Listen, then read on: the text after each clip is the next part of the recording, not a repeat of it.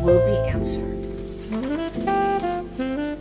The first question of the day, and some of these are old from the last time I asked for questions, and I never did it. So I'm going to try to cover everybody. I didn't outline my questions and my answers, so I make sure not to forget anything. Gloria P. says, what is a day like in the life of Miss Carol? First of all, I like no pressure to go anywhere. I really hate appointments, but when I have to, I do appointments, of course. But I wake up when my body is ready. I open up my computer and I start surfing. I check my emails, my Instagram, Facebook, Twitter, and I start watching some videos. I go shopping online. I fix a little breakfast, sometimes cereal and milk, or cheese and a breadstick, fruit and pita chips, and the stick cheese. I'll melt it on top of it, and just something easy, or just fruit. So I work on my computer all morning till I get the desire and the urge to put on makeup. And when I do, then it's when I jump out of bed and I get dressed. I put on my makeup, I fix some lunch, and I head out for the day, usually. To run errands, to visit my mom, to go to the movies, whatever I have to do out of the house. Or I decide I'm going to stay in the house and I'm going to make videos and I'm going to edit, and I'm going to cook. Then around 5, I'll fix dinner, I'll sit in the living room, I'll watch TV, usually a movie or some of those original shows on Netflix. Then remove my makeup, take a shower, wind down, do all my rituals around 8 or 9, and then I get on the bed and I surf for about 3 or 4 hours on the bed. That's when I will watch videos. I will answer comments, reply to comments from my own videos, then totally relax and really just enjoy the peace, the comfort on my cozy marshmallow bed. It's a Celebrity Tempur-Pedic, plus I have a 4-inch memory foam on top of it. So I just like sink in and into my down pillows, and that's all I need. Okay, little poet Susan said, what is your favorite song and why? So I don't know if I have a favorite song, but I do have many. Here are some. I love Yesterday, Yes to You by Stevie Wonder, Lucky by Britney Spears. I love Marvin Gaye by Charlie Puth and Meghan Trainor. I love Meghan Trainor. I like feel-good songs. Songbird by Anne Murray. I recorded that. You could listen to it on my cover playlist. I love Hungry Heart, Dancing Girl, Queen. So, Oh Carol. And in high school, I loved You Cheated, You Lied, Will You Still Love Me Tomorrow, In the Still of the Night, Tonight, Tonight. And my girlfriends and I would all get together and cry over our boyfriends. That's what we did. Basically, the boys were chasing and we were crying. When I was doing shows with my ex-husband, our specialty were oldies but goodies. But we did lots of modern songs. Elton John, George Michael, Diana Ross. The list goes on and on. We did pop and we did oldies, and we did that for about 15 years. Woo, that was fun. Yoga Girl says, my question for you, what are your top 5 positive affirmations or quotes that help you cope with life's challenges? Live your life, not your age, and you'll have more fun. Whatever will be, que sera, sera. That's from Doris Day's movie, and actually we lived by that in the 70s. My girlfriends and I, everyone was going through divorce and breakups and having kids, and we would just say to each other in a funny way, que sera, sera. That meant whatever will be, will be. And another thing from the Beatles, I always said this to my friends, obladi, oblada, life goes on. La la la la, life goes on. Oh, this one by Maya Angelou is, I swear by this one. People won't remember what you have or what you've done. They'll remember how you make them feel. And that's how I live my life. That's my favorite one. And when you think about it, it's so true. When you think about someone, it's the human connection, the way they make you feel, that makes you want to be with them, want to love them, want to be a friend to them, want to be close to them. It's the way they make you feel. Okay, so humor has always helped me. I think seeing the glass half full instead of half empty helps, and wanting to be happy, that helps. My parents were positive role models, and singing has always helped me lift my spirits. And yeah, that's what I used to tell my girlfriends all the time, to get rid of negative people in their life. Try to remove yourself and try not to hang out with negative people. It'll be better for your mind. Okay, oh, Sandra Hart wants to know, has your new life adjustment and move from Nevada finally settled into a new normal for you? Yes, absolutely. Absolutely. I love where I live. I love the people, the friends I've made. I love living near my mom and my kids and my grandkids. And I've adjusted because there's no other choice. Right? And she wants to know, am I still doing extra work? Yes, I am. I don't get called that often because at my age, not many shows or movies that have a call for my age. But when I get called for one day, it's the best thing ever. It's the most fun. It's the most exciting job ever. It doesn't make a lot of money, but the experience is so fun. And working on the set, and I always loved TV's camera action type of jobs, and I had jobs in PR and I had jobs in advertising, and I love being around the celebrities. I love being in the whole production scene and lights, camera, action. Yeah, I love it. I love it. So I was on a few shows. This Is Us, Veronica Mars, Black Monday, and a couple others that I can't remember. Yeah, I'm on the first episode of the last season of Veronica Mars. I'm in the courtroom, in case you want to take a peek. They don't tell you where you're going to be. You're not the star, so they're not interested in where you're going to be. So you just have to keep watching the show till you find yourself. Beauty by Trish Oliver. Beauty by Trish Oliver has asked, if you were granted 3 wishes, what would it be?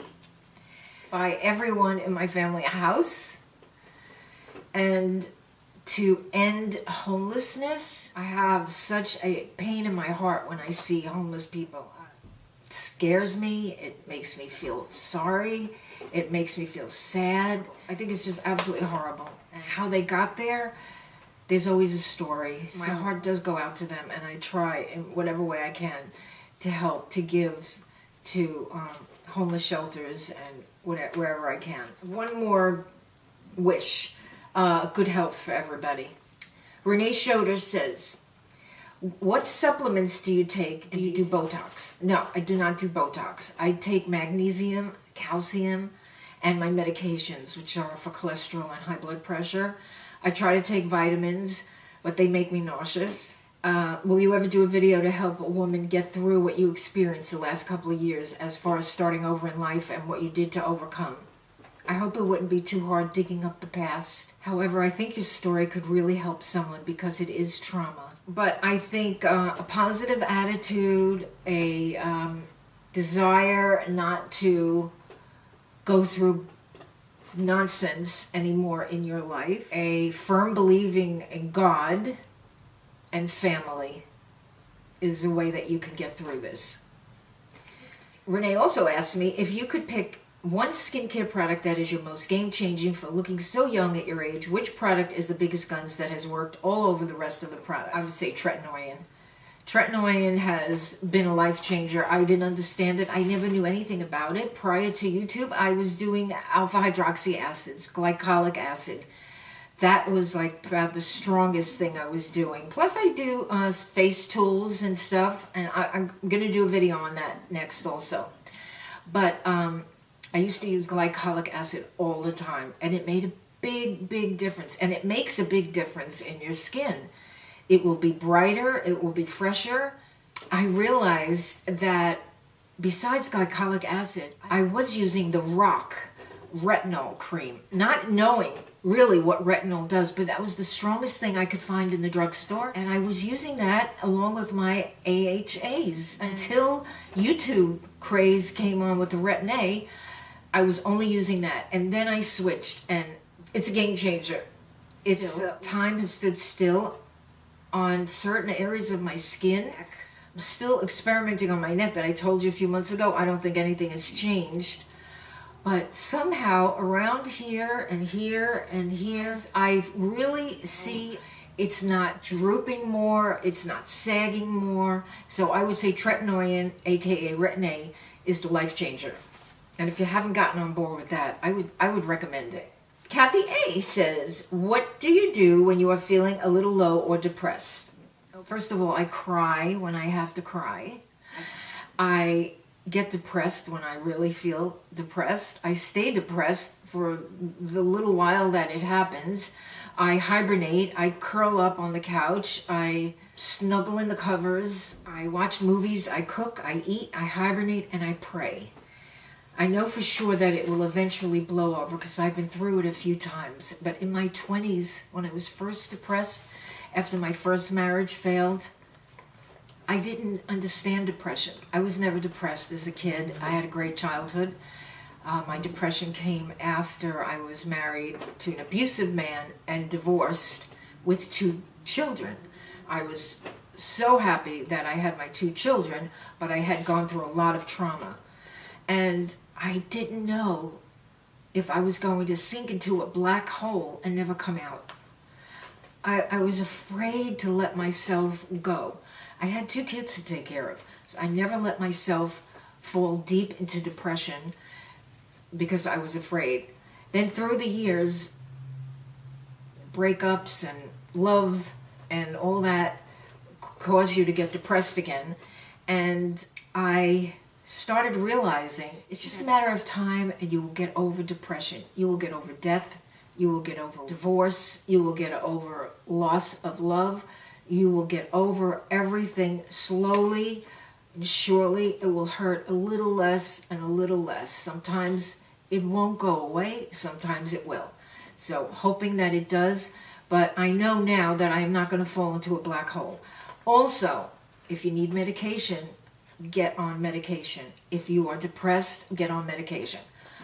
I got deathly ill in 1994 and I had to quit my day job from my big advertising company that I worked for. And I was sick on and off for 2 years until finally I couldn't go back to work anymore. The doctor did put me on serotonins because I was in bed for 6 months straight. 6 months straight, could just about crawl to the bathroom and back to the kitchen and back. That was Epstein-Barr virus. When that started leaving my body, I started feeling better, but I wasn't cured. I had chronic fatigue syndrome, and I have that since 1994. Everything I do is an effort. Everything is a struggle. Everything I do, I have to pay for. It's like a scrunchie.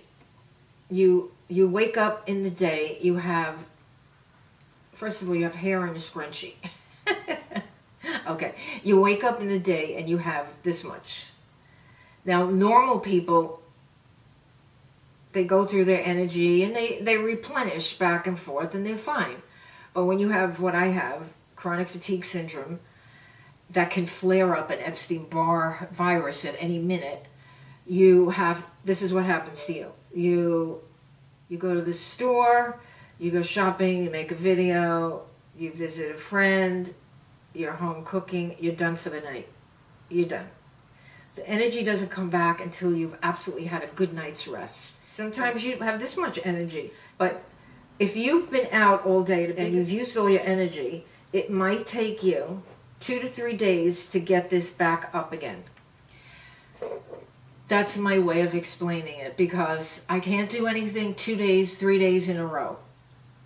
So I can do everything, but I have to space everything, because when I am up and out and feeling good, I am feeling good.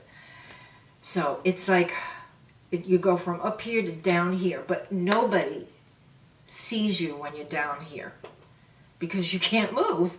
So you are down here all alone, and you have just got to pass your time. You have to put time aside to rest in between projects. I did go to several meetings, and boy, those people were depressed. And those people did not boost me up. I'd rather be around people that don't even talk about it. Just let's live. Let's just live. That's my ideal. Dawn's life, over 40. She wanted to know if I used hormone replacement therapy because she's going through a stage of life which she doesn't know if she needs to use it. But no, I have not used hormone replacement therapy. I know nothing about it. I can't speak of it. I know nothing about it because I haven't done it. But do your research and find good doctors and they'll guide you the right way. Okay, Queens Girl, 58, said, have you had any Botox or fillers? No, Gina, but we'll tell you what I had. Had bags removed from under my eyes. It makes you look 100% not tired. My brother had it done first, and I was like, whoa. He was starting to get puffy bags, and he had it removed. And all it is, you take a Valium, you lay on the table, they remove the bags from your eyes, you recuperate from the Valium, and you go home. It's an in and out office procedure. It's not that expensive, and I tell you, it is so, so worth it. I think Botox on your forehead is ridiculous. I don't care what my forehead looks like. I could put bangs, I could cover it with poreless primers, with blurring primers. Well, a whole smooth face because of Botox, I am not into it. But that's just me. Marta Laura Zayas. At what age do you remember starting to take care of your skin seriously? I always did in my 30s. I would say not in my 20s. I just used soap and water. But in my 30s, I started getting more into it. But definitely in my 40s. I massaged my face. I used sunscreen. I didn't sit out in the sun with baby oil, a sun reflector, and iodine. That's what I did in my 20s and 30s. I did that all day. And in my 40s, I put a stop to it. Right there. I put a stop to getting the sun on my face. I stopped completely as much as I could. I wear hats, I wear sunscreen. Do never sit out and sunbathe in the direction of the sun. So that's what I do. Okay, Debbie Hill, did you ever work outside the home? And do you have a pet? I don't have any pets. I have nothing living in my home. No living pets, no living plants. Nothing in my home that requires maintenance. Because once the kids moved out, I said, that's it. No pets and no plants. I did work outside the home here and there in my 20s. You know, daycare wasn't a big thing or a trusting thing in the 70s.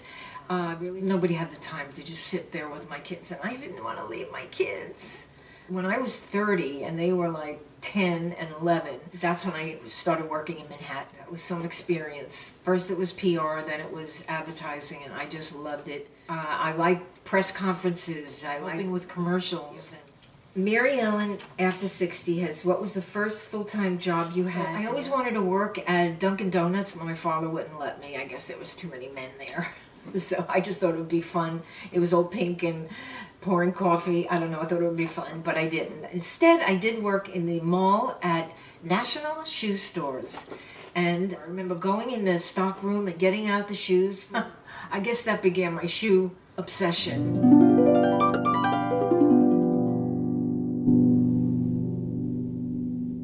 Oh, Hip Fit So Good said, where and how did you learn how to sew? Do you sew often? I took sewing in school, and my mom sewed, and I come from a long line of very creative women. When I first got my own apartment, it was like an explosion. I sewed everything. I sewed slip covers, I sewed the shades, I put fabric on the shades, I sewed tablecloths, I sewed bedspreads, I sewed pillows, everything I could put my hands on. Cheaper by the dozen says, how do you stay so happy? You always seem so up, and it's inspirational. Okay, I compartmentalize my sadness. I leave it in a spot to visit whenever I feel sad. A song can trigger it, a person can trigger it, a memory, a sad movie, a sad show, or just a conversation. I let myself grieve and be sad, and I comfort myself. I cry when I feel sad. I don't hold it in. By doing that, it recharges my body. It's cathartic. It lets it all out, and I feel like a new person after it. I hibernate with a warm blanket and a good movie and good food on the stove. I let me be sad if I'm sad, and then I snap out of it and realize all the good that's happening around me. And the most important thing of all is I believe in God, and I never, ever have blamed God for any bad that has happened to me. I've asked him why, I've asked him for help, but I never blamed him or stopped believing in him. And I would love to see more cooking videos. Okay, I do cook American, Italian, Japanese, Chinese, Cuban. I love to cook. I do have some cooking videos, some really delicious ones down below if you're interested. Okay, Cinnamon Girl Beauty says, what has been the best part of your YouTube journey? And that really is the interaction with all of you. When I got sick in 1994, I was cut off from the world. Only until 6 years ago, I got on YouTube and it became my social release, my social outlet. I used to ask God, why do you want me here homesick when I can't do anything good for anybody out there? So it is you, the interaction with all of you. So Lead Me to Peace Jeannie says, what took you from the East Coast to where you live and what drew you to this area? My family moved out here slowly. First my brother opened up his clothing company, and then my son moved out to work for him, and then my son-in-law and my daughter came out to work for him, and they started popping out children, all of them. I started getting grandkids, and so I kept flying back and forth, back and forth, back and forth. So finally I moved out here. I moved out actually to Vegas, and I was in Vegas for 8-9 years because he had a job in Vegas. So when all that went to heck, I drove to California and I moved in with my son. Actually, I had my son and my daughter and my mother. I was so happy to be around them that it just kept balancing, like heartache, misery, and happiness. Heartache, misery, and happiness. It was just like, it was constantly like this. But the happiness was slowly lifting me up. I signed up for Central Casting and I started doing something that really is my passion. And I was an extra when I was 21, extra for A World Apart, which was airing when Dark Shadows was. And then, you know, I had kids, and my kids were my priority. I lived on a low budget just so I could be with my kids. I think, oh, let's see. Wait, I'm not done. I know there was another question about my relationship. And I do want to say this. In 1996, I met my husband. I was single since I was 21, and I met him when I was 47. I had an exciting life being single. I loved being single. I had no desire to get married again because my first marriage was too controlling. I went out and did what I enjoyed, and I enjoyed doing karaoke because I just wanted to sing on that stage. I even used to go at night by myself. One night I went out by myself. But this night I said, I'm going to go out in Queens because a friend of mine told me that there was a good karaoke show there. And I drove there, I went in. There was something about the host of the show that just got me, and we were connected. He was just so kind, so sweet. He asked me out, and we went out, and we had been together since day one. We never broke up. I would say that we had an ideal relationship because I was never going to go into another relationship again in my life unless it was a good one. And it was good. It was good. Immediately, he put me in his show together. We worked, we did weddings, we did parties. We were cruising the 5 boroughs, and we were working, and once a week we had a show, and then we would work during the week and private shows for retirement parties, for weddings. And I loved it. We duet together. It was the best. After 10 years, and when the kids started coming, we said, oh, let's get married. Okay, so we got married in Vegas.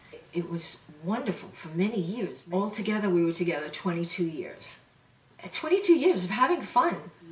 We were madly, madly in love. And we always said to each other, it just keeps getting better. But then something happened.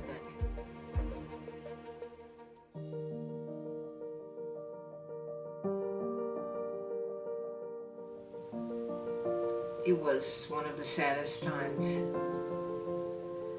But I have all the tools. I know what to do. Cry if you have to. Go out if you have to. Go see family if you. binge on movies. Do what you have to comfort, calm, and comfort yourself. And everything will get better. I am a very spiritual person, and that's what's helped me get through everything. So I think that's the end of my video, and I am so glad that you asked me questions. I was happy to answer. I'm happy to answer any of the questions you have. Send me an email, send me a message, write a comment below, and I'll answer everything. I guess you should like this video and subscribe and hit the bell. I think that's what they say is the best thing to do after you watch a video. So I appreciate it. Thank you so much, and I'll see you next week. Love you.